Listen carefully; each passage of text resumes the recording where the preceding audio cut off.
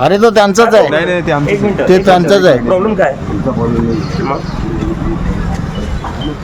ते आमचे माझं मी म्हणतोय ना, तुम्ही सेक्युरिटी मध्ये माझ्या, पण मी म्हणतो आता मग प्रॉब्लेम काय सर? दिल्ली पोलिसांसारखं करू नका. नाही नाही नाही. दिल्ली पोलिसांसारखं का वागताय सर तुम्ही? मी म्हणतो आता तुम्हाला काय प्रॉब्लेम आहे? सीपी साहेबांना मी बोलतो तुम्हाला काय त्रास आहे? मी आज बोललोय, आजपर्यंत काही प्रॉब्लेम नाही झाला कोणत्याच पोलिसांनी. आणि मी आज तुम्हाला पहिल्यांदा बघतोय. कोणत्या डिपार्टमेंटचे तुम्ही? एक मिनिट, कोणत्या डिपार्टमेंटचे? डिपार्टमेंट विचारलं. पोलीस स्टेशन कोणतं आहे तुमचं? डेजिग्नेशन काय तुमची? PSI. नाव तुमचं? नाव लिहून घे संदीप. नाव लिहून घे. तुम्ही नाही सांगणार मी कोणाला भेटणार कोणाला, मी ठरवणार ते. लोक मला भेटायला येतात आणि मी ज्यांना आज बोलतो ते येतील. तुम्ही कोणी ठरवणार आहे? आपले तुम्हाला आज मी पहिल्यांदा बघतोय सर इथं. त्याला तुम्हाला मी पहिल्यांदा भेटतोय. तुम्ही नाही ठरवणार आहात कोण येते. लोक मला भेटायला येतात. प्लीज तुम्ही बाहेर जा सर. तुम्ही बाहेर जा. I don't want you inside my house.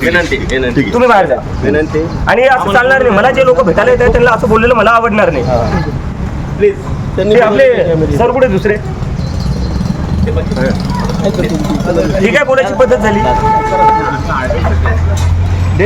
बोलायची पद्धत काय झाली? लोक मला भेटायला येतात आणि तुम्ही त्यांना असे बाहेर काढताय. तुम्ही कोण नाही ठरवणार माझ्या घरात कोण येतंय कोण नाही?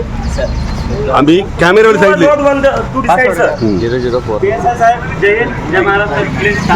पोलिसांनी मला खास त्रास नाही दिलाय. तुम्ही आज पहिल्यांदा आले.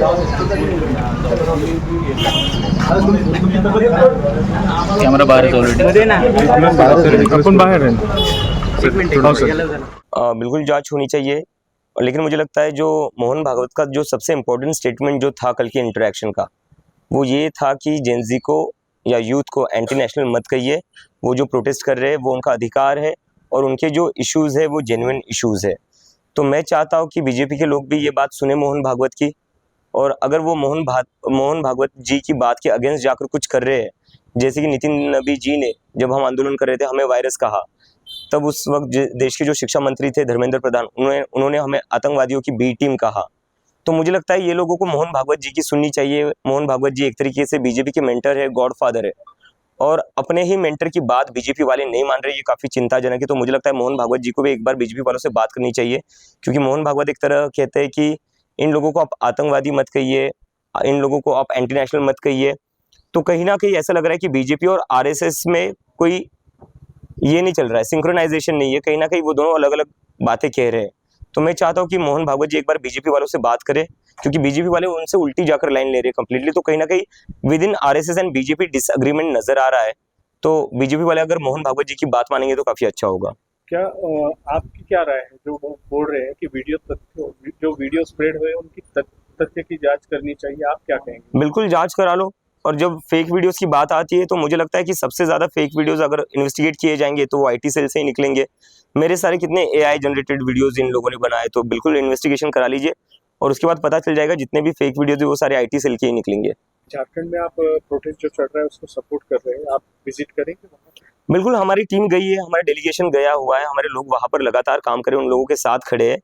और हमें ये कहना है कि हर जगह अलग अलग स्टूडेंट्स जो प्रोटेस्ट कर रहे हैं वो लोग भी एक बड़ी पब्लिक मूवमेंट बना सकते हैं, और वैसा ही होना चाहिए.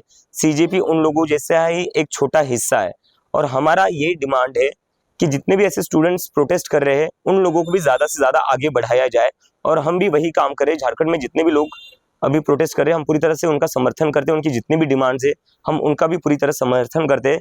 और कॉकरोच जनता पार्टी इस आंदोलन को मजबूत करने के लिए जो हो सकता है वो करेगी, और हमें ऐसा लगता है कि उन लोगों का आगे बढ़ना और आगे आना भी उतना इम्पोर्टेंट है. आप एक प्रेशर ग्रुप की तरह काम करने वाले, कल आपने कहा, क्या लगता है आगे किस तरीके से आपका चीजें रहेंगी? देखिए, जंतर मंतर के आंदोलन के बाद एक चीज़ तो क्लियर हो गई कि जब इस देश के नागरिक एक साथ मिलकर आते हैं, अपने आइडियोलॉजीज के ऊपर उठकर, अपने पॉलिटिकल डिफरेंसेस के ऊपर उठकर, तो सरकार पर दबाव तो डाल सकते हैं. और वैसा ही हम करेंगे. आगे जाकर हम सारे लोगों को एक साथ लाने को ट्राई करेंगे मुद्दों पर, ना कि आइडियोलॉजीज पर, ना कि किसी पॉलिटिकल पार्टी के इश्यूज पर. हम जो इस देश के इश्यूज है, इन देश के युवाओं के इश्यूज है, उन पर हम सबको एक साथ लाने को ट्राई करेंगे. और जब ये सारे लोग एक साथ आएंगे तो ये बहुत ही अच्छा प्रेशर ग्रुप बन सकता है. कल जब आपका बैठक का आखिरी दिन था उस समय 2 छात्र जो है, 2 युवक आए थे अहमदाबाद से, वो कुछ कह रहे थे. उनका कहना यह था कि आप जो कोर कमेटी है आपकी, उन्हें नहीं पूछा गया, या काफी सारे युवाओं की उसमें जो है उनसे बिना पूछे ही सारी चीजें की जा रही है। और एक शख्स हैदराबाद से आए थे कल शाम को, उन्होंने आपके खिलाफ भी जो है कंप्लेंट की है यहाँ पे छत्रपति संभाजी नगर में। उनका कहना है कि दिल्ली में जो भी पुलिस का नुकसान हुआ है या सरकारी चीजों का नुकसान हुआ है उसकी भरपाई आपसे लेना चाहिए, क्या कहेंगे? इसमें दो चीज़ें मैं बोल देता हूँ। जो लोग कल यहाँ धरने पर बैठे हुए थे उनसे हमारी टीम ने लगातार 2 दिन बात करी है। मेरे घर वाले भी उनसे मिले, सौरभ भी मिला है, आशुतोष भी मिला है। 3-4 घंटे उनसे बात की और उनके जो भी इनपुट्स थे हमने ले लिए। लेकिन कोर कमेटी की मीटिंग हमेशा पब्लिक नहीं होती है। उसमें जो लोग रहते हैं वो डिसीजन मेकिंग डिसाइड करेंगे कि आगे जाकर रोड मैप क्या क्रिएट करना है। और हमने उनको बोला भी था कि नेक्स्ट स्टेप में आप लोगों को बुलाया जाएगा। तो हमने तो हमारी तरफ से पूरा क्लियर रखा था कि आपको नेक्स्ट स्टेप में नेक्स्ट मीटिंग में बुलाया जाएगा जब हम एक्सपांड करेंगे। पहली चीज़ तो वो। और दूसरी चीज़, मेरे से कहाँ से भरपाई करोगे? मेरे ऊपर पहले से एजुकेशन लोन है तो मैं कहाँ से भरपाई करूँगा? और दूसरी चीज़, एक उसमें और एक ऐड कर देता हूँ मैं कि हमने कौन सा नुकसान किया है। एक वीडियो बता दीजिए जहाँ से हमसे नुकसान हुआ है। मैं जिस ट्रक पर चढ़ा हुआ था उस ट्रक का शीशा भी जो है वो डीसीपी लांबा ने तोड़ा है, संदीप लांबा ने तोड़ा है। उस ट्रक पर जो साउंड सिस्टम भी लगा हुआ था वो संदीप लांबा ने तोड़ा है, जो डीसीपी है दिल्ली के। तो जितना भी नुकसान हुआ था दिल्ली में वो दिल्ली की पुलिस वालों ने ही करा था, लाठियां चलाकर। उस ट्रक की लाठियां चलाकर शीशे तोड़े गए थे। तो अगर भरपाई की बात की जाए तो मुझे लगता है दिल्ली पुलिस वालों की तनख्वाह काटनी पड़ेगी। Thank you.